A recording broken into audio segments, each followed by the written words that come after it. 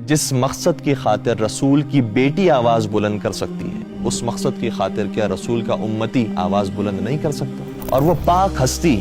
اس طرح سے پوری قامت کے ساتھ کھڑی ہوئی ہیں کہ اپنے لہو کے آخری قطرے تک علی ابن ابی طالب کا ساتھ دیا۔ یعنی جب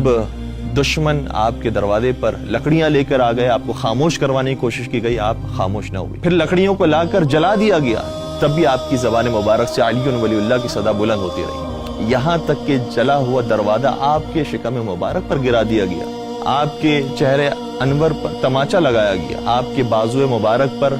تازیانے برسائے گئے، آپ کے کمر مبارک پر تازیانے برسائے گئے، لیکن اس کے باوجود زہرائے مرضیہ کی آواز مدھم نہیں ہوئی، علی ولی اللہ کی آواز بلند کرتی رہی، یہاں تک کہ مدینے کے اندر گلی گلی جا کر اور رات کی تاریکی میں گھر گھر جا کر بتاتی رہی کہ کیا تم غدیر کے پیغام کو بھول گئے ہو؟